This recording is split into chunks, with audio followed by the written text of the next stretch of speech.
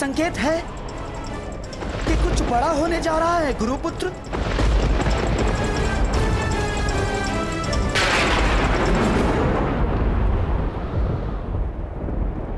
ये सब क्या हो रहा है आर्य? आपके गांडीव से ये स्वर कैसा? ये स्वर गांडीव की प्रत्यंचा का नहीं है पांचाली, मेघ गर्जन का है। परंतु कुछ समय पहले तक आकाश में ऐसा कोई संकेत नहीं था। मुझे भी समझ नहीं आ रहा है। जैसे आकाश में वज्र खड़क रहा हो और प्रतीत होता है कि इंद्रदेव की दृष्टि टेढ़ी हो गई है। नहीं विकोदा, ये संकेत है कि किसी की दृष्टि कई वर्षों के पश्चात किसी पर पड़ी है।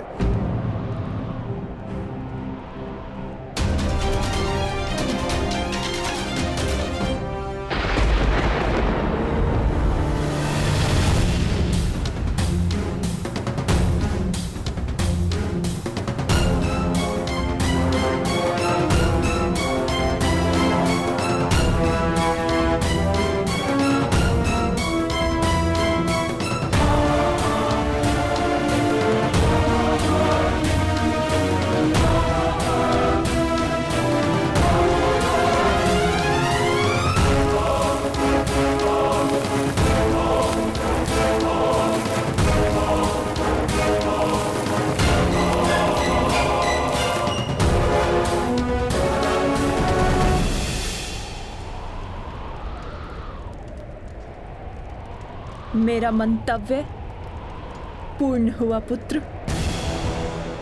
अब कोई तुम्हारा वध नहीं कर पाएगा।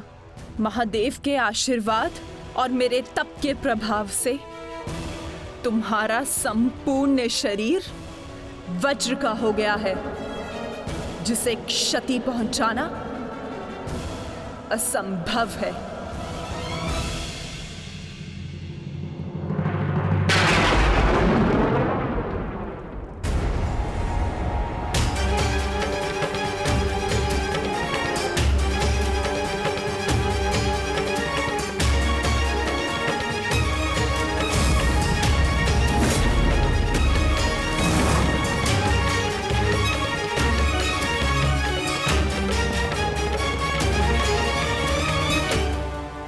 क्या किया दुर्योधन? मैंने तुम्हें निर्वस्त्र होकर मेरे समक्ष प्रस्तुत होने का आदेश दिया था, तो तुम क्यों ये अंतर्वस्त्र पहन कर आए? माताश्री, बहना, क्या हुआ? क्या हुआ? क्या हुआ बहना? महादेव के वरदान का उपयोग करने के लिए मैंने दुर्योधन को निर्वस्त्र मेरे समक्ष प्रस्तुत होने का आदेश दिया था, ताकि इसका सारा शरीर वज्र का बन जाए। परंतु ये क्यों किया दुर्योधन? ऐसा क्यों किया?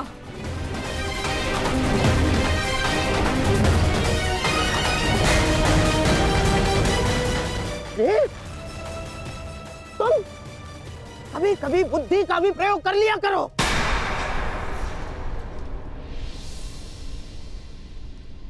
क्या कह रहे हैं मामाश्री? आप भी ने तो मुझसे कहा था कि माता के समक्ष पूर्णतः निर्वस्त्र होकर नहीं जाना चाहिए। आप भी ने कहा था। मैंने कहा?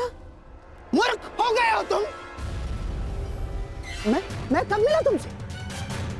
और ये सब कुछ मैंने नहीं कहा है तुमसे। नहीं,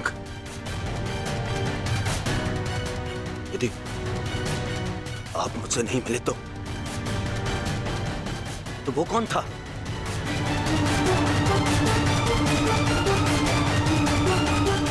आपके पश्चात मुझे वो छलिया वासुदेव मिला था। वो छलिया कृष्ण।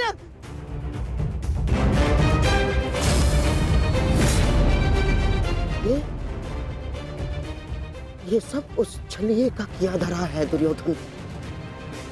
मैं यहाँ से चलकर जाऊंगा, माताश्री का आदेश है। परंतु यहाँ से महल तक का मार्ग बहुत लंबा है प्रभु, आपको कुछ पहनना होगा। परंतु आप इस भांति अर्धनग्न अवस्था में। मेरी माता का आदेश है माता पिता के आदेश का अक्षरशः पालन करना कोई आपसे सीखे युवराज। माता के समक्ष यूं अवघड़ बनकर जाओगे? लो, इसे अंगवस्त्र बनाकर धारण करो। जब आपकी माता ने अपने समक्ष आपको नग्न अवस्था में आने का आदेश दिया है, तो फिर आप ये पहनकर क्यों जा रहे हैं? उस अवस्था में जाइए जिस अवस्था में आपको आपकी माता ने बुलाया है।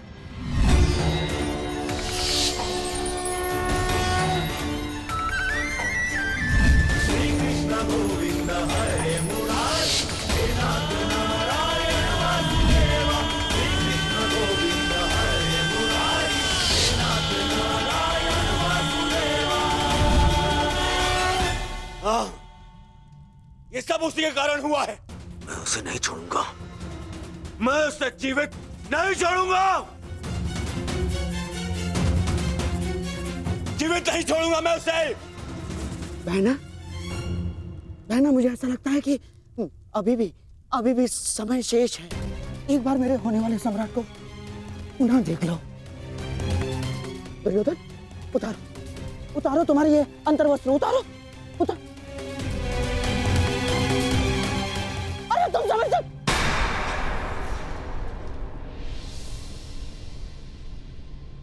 कुछ नहीं बचा अब,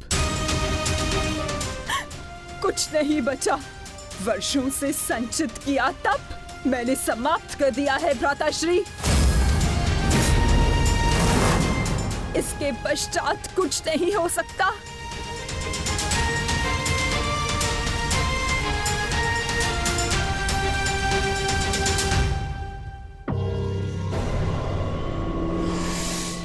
माता,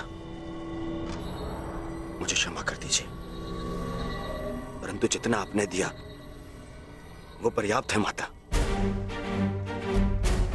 मेरे मित्र का प्रतिशोध लेने के लिए, उन पांडवों का अंत करने के लिए इतना भी पर्याप्त है। माता,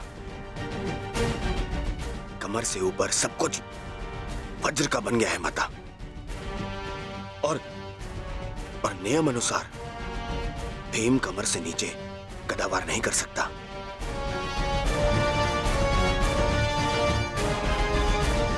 आप चिंता मत कीजिए माता।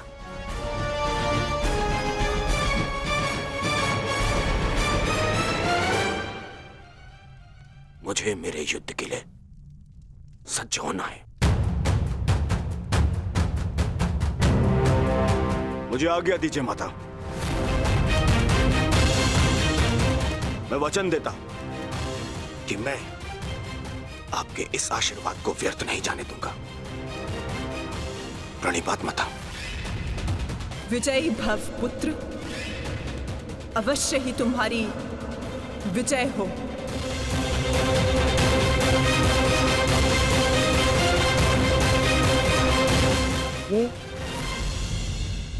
ये सारा खेल उस छलिए कृष्ण का रचा हुआ है बहना। इसीलिए इस समय उसके मस्तिष्क में कोई ना कोई चाल तो अवश्य चल रही होगी। आप कहना क्या चाहते हैं भ्राताश्री? जिसने जरासंध जैसे महायोद्धा के 2 टुकड़े करवा दिए,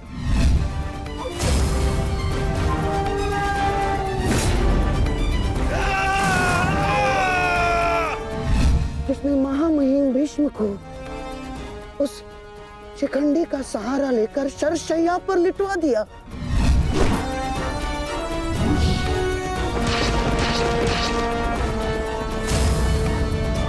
जिसने महाधनुर्धर अंगराज कर्ण का वध करवा दिया बहना। मुक्त करो अंगराज को पार्थ, अंजलि का अस्त्र का प्रयोग करो। वही उद्धव, वही माधव, वही योगेश्वर, वही नटवर, वही छलिया। उसके मस्तिष्क में इस समय कोई ना कोई योजना अवश्य चल रही होगी। नहीं, इस बार मैं कृष्ण को कोई छल नहीं करने दूंगी। समय आ गया है। आज के महायुद्ध के लिए सज्ज हो जाओ।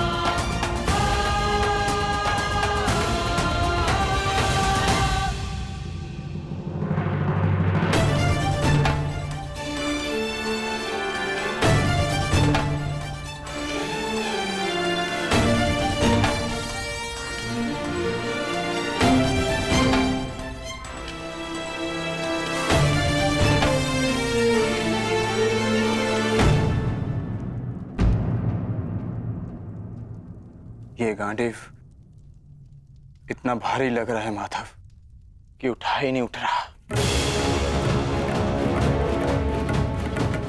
हाँ माधव, ज्येष्ठ की मृत्यु के पश्चात शस्त्र भारी हो गए हैं।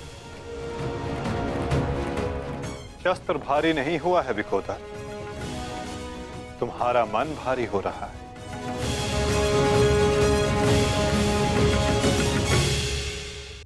शस्त्र भारी नहीं हुआ है विकोदर, तुम्हारा मन भारी हो रहा है।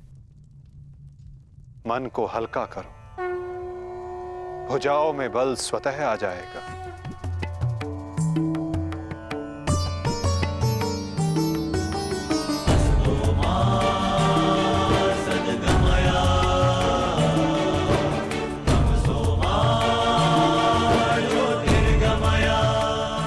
तुम सब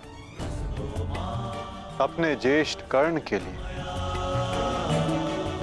उनके मन की इच्छा, उनके लक्ष्य को पूर्ण करके अपने मन को हल्का कर सकते हो। कर्ण के पश्चात अब तुम सबको उसके परिवर्तन के लिए ये युद्ध करना होगा।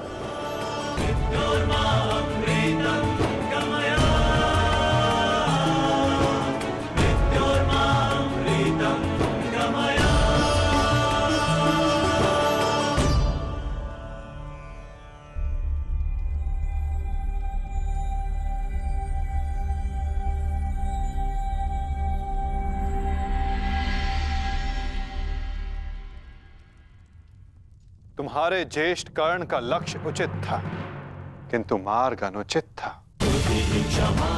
इसलिए वो पूर्ण ना हो सका।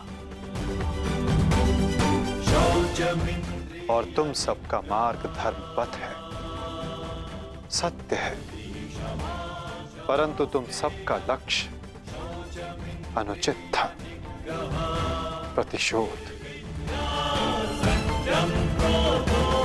अब उचित मार्ग पे चलकर उचित लक्ष्य के लिए युद्ध करो, परिवर्तन के लिए युद्ध करो, और यही तुम्हारे ज्येष्ठ कर्ण के लिए सत्य में उचित श्रद्धांजलि होगी।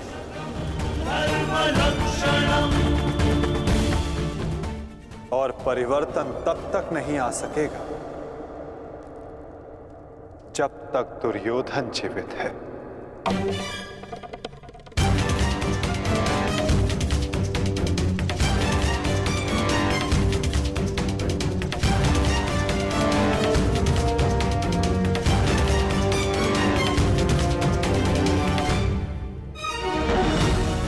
कर्ण के पश्चात अब भी युद्ध भूमि में कुछ अपने हैं जो तुम सब के विरुद्ध खड़े होंगे। कर्ण का शरीर भले ही नष्ट हो गया हो, परंतु कर्ण की आत्मा, कर्ण की सोच अभी भी जीवित है, और ये सोच बहुत कुछ जीवित कर देती है।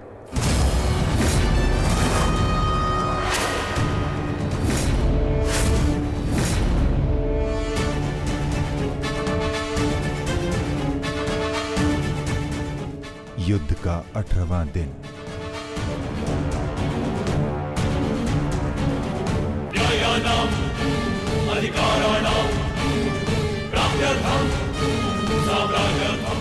कर्ण उस दीपक की भांति है जो बुझने से पूर्व दूसरे दीपक को प्रकाश दे जाता है और फिर उस प्रकाश में लौट कर आता है।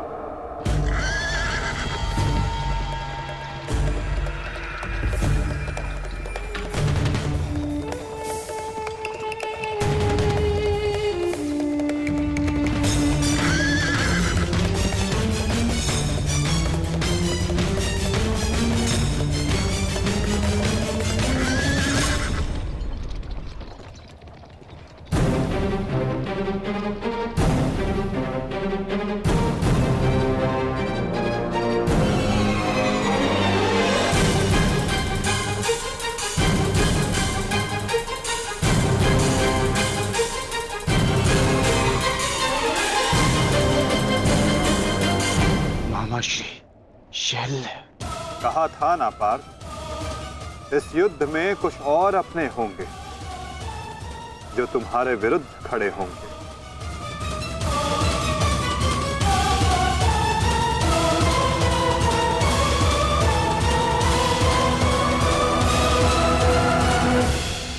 मैं जानता हूं मैं अंगराज नहीं बन सकता, परंतु मद्राज की साहस का दर्शन अवश्य होगा। मैं वचन देता हूं, जो मैं सारथी बन के नहीं कर पाया वो अब मैं अपने रथी के रथ पर आरूढ़ होकर अवश्य करूंगा। ये मेरा वचन है। मैं वचन देता हूं कि आज का दिन सदा स्मरण रखा जाएगा। न बंधु न सखा, न बहन न कोई भांजा, आज शल्य के लक्ष्य में कोई बाधा नहीं बनेगा।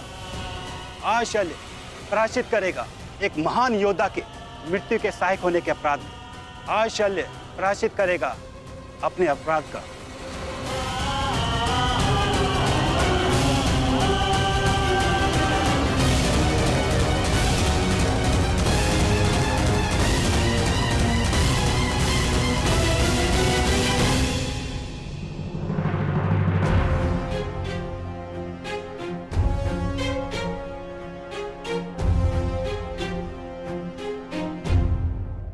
यदि ऐसा है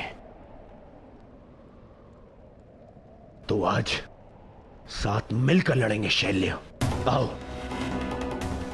मेरे साथ मिलकर मेरे मित्र का प्रतिशोध लो। सर सेनापति शैल्य। सेनापति शल्य की, सेनापति शल्य की, सेनापति शल्य की।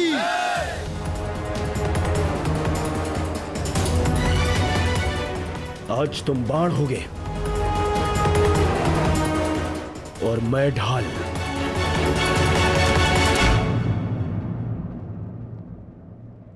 मित्र कर्ण के लिए और ये मेरे पश्चाताप के लिए।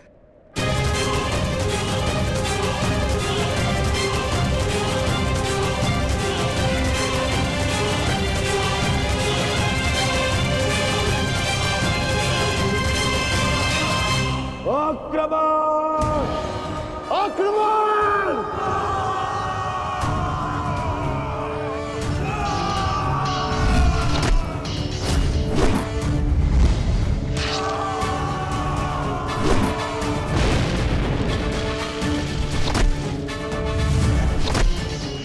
हे महारथी कर्ण के नाम,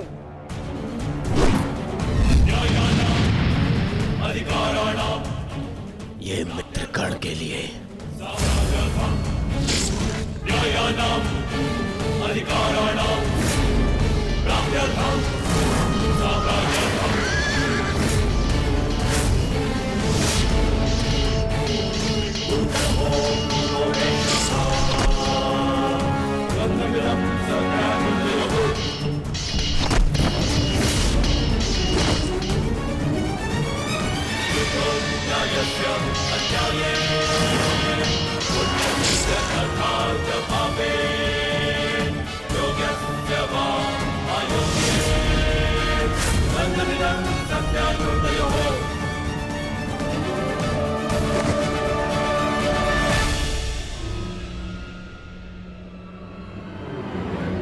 क्यों पार्थ, क्या कर पाओगे मद्राज शैल्य के बल का सामना? रथ को मदर राज और दुर्योधन की ओर ले चलिए माधव।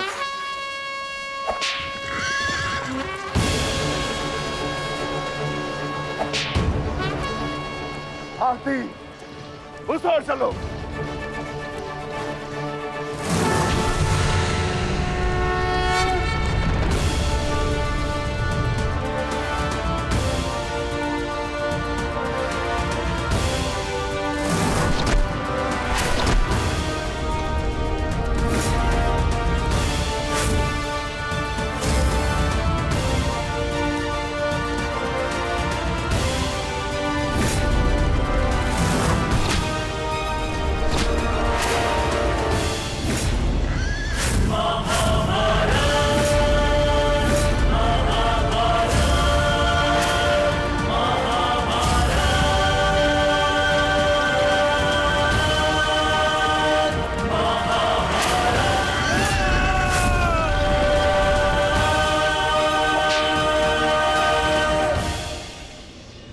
शत्रु पे प्रहार करने से पूर्व उसका बल और कौशल दोनों आंख लेना चाहिए, मूर्ख।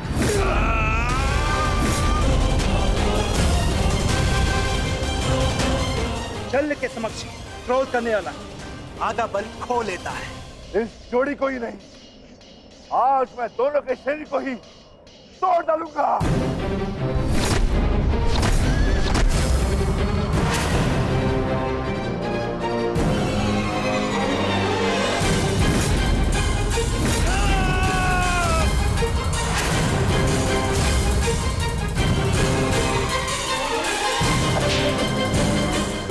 निर्बल को हराकर कोई महायोद्धा नहीं हो जाता है मामा श्री शल्य।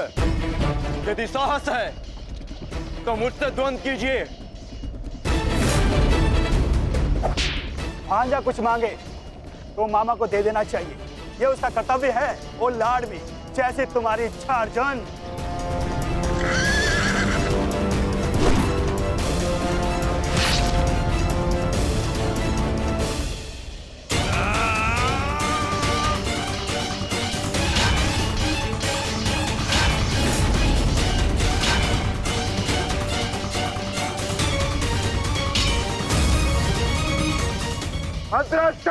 अपना लक्ष्य भूल गए विकोधर।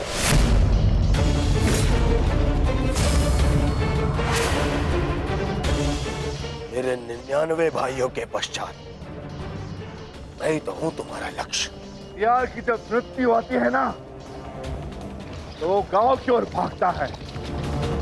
तुम्हें तुम्हारा अंत क्या खींच रहा है दुर्योधन?